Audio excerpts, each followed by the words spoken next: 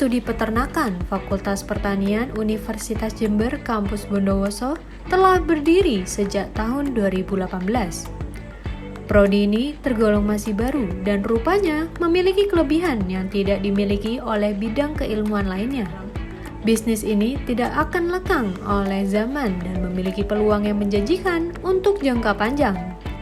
Hal ini diungkap oleh Profesor Sutriyono selaku Dekan Fakultas Pertanian Universitas Jember. Di Fakultas Pertanian dan sudah meluluskan 3 kali kalau nggak salah, kalau 4 kali begitu. Nah, program studi ini diletakkan di Kabupaten Bondowoso, di kampus Bondowoso, karena di sana adalah terkait dengan potensi untuk peternakan baik itu sapi, baik itu domba maupun ayam. Nah, lokasi yang strategis itu akan mendukung program studi peternakan yang ada di Universitas Jember.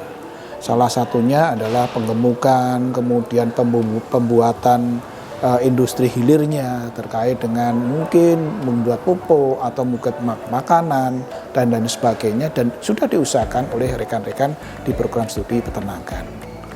Nah, ke depan kami menginginkan bahwa itu ada revenue generating yang ada di program studi. Ini digunakan untuk mendukung Universitas Jember ke depan menjadi PTNBH. Karena salah satu unsur yang harus dimunculkan di masing-masing program studi itu adalah adanya revenue. Walaupun itu tidak harus, tetapi harus ada keberlanjutan bagaimana program studi itu bisa membiayai sendiri dan juga memberikan input revenue terhadap universitas. Tapi yang jelas kami menginginkan program studi ini akan menjadi program studi andalan dari Fakultas Pertanian. Kenapa? Karena dia berhubungan langsung, manfaat langsung kepada masyarakat terkait dengan sapinya, terkait dengan dombanya. Ini kan terkait dari hulu sampai dengan hilir, sangat terkait dengan masyarakat. Sementara itu, Aditya Wardono, SEMSI MSc PhD, selaku Koordinator Kampus 2 Bondowoso Universitas Jember, mengatakan keberadaan Universitas Jember di kawasan Bondowoso ini bisa berkembang karena pada dasarnya sumber daya manusia yang ada di sini merupakan kapasitas terpasang pendidik yang bagus untuk saling bermitra dengan potensi Bondowoso. Kelompok tani, mungkin pemerintah, OPD-OPD terkait dengan pertanian, dan harapannya ini ke depan menjadi semakin baik dan semakin semarak dan semakin intens. Potensi ini yang akan kita dorong demikian rupa, dan Pak Rektor juga meminta saya sebagai koordinator kampus Universitas Jember Kampus Bondowoso untuk memajukan kemitraan itu, karena kemitraan itu harus nyata dan kolaborasi yang bersifat MOU atau MOT atau MOE itu tidak cuma sekedar MOU yang tidur, tapi benar-benar bisa kita wujudkan dan sesuatu itu bisa hadir dengan nyata ke depannya. Himatul Hasana, SPT, selaku Ketua Laboratorium Agroindustri Peternakan, Prodi Peternakan Fakultas Pertanian, menjelaskan tentang ternak sapi, domba, dan kambing yang dikelolanya menggunakan pakan konsentrat dan juga pakan hijauan. Pakan konsentrat diproduksi menggunakan complete feed, yang mana pakan tersebut dapat memenuhi kebutuhan luminansia yang diproduksi sendiri.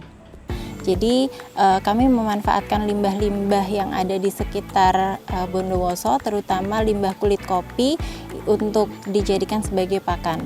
Namun meskipun bahan dasarnya adalah kulit kopi yang difermentasi, ini memerlukan bahan-bahan pelengkap lainnya, karena untuk pakan itu tidak bisa satu bahan baku saja, tapi membutuhkan bahan lain, yaitu sumber protein, kemudian sumber lemak dan lain-lain, termasuk sumber serat dari hijauan. Kalau untuk ternak ruminansi ya sebenarnya makanan pokoknya adalah dari hijauan.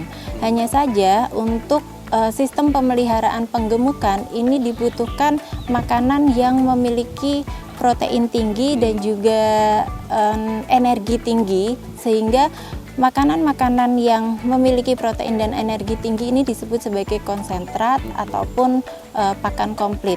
Kalau sudah pakan komplit, ini sudah campuran, sudah diformulasikan sedemikian rupa untuk memenuhi kebutuhan ternak. Misalkan untuk penggemukan kita target perharinya berapa pertambahan bobot badannya. Misalkan untuk sapi 1 kilo atau 1,5 kilo itu nanti akan disesuaikan. Jadi jumlah pakan yang diberikan, kemudian nutrisi dalam pakannya ini disesuaikan dengan tujuan pemeliharaan juga.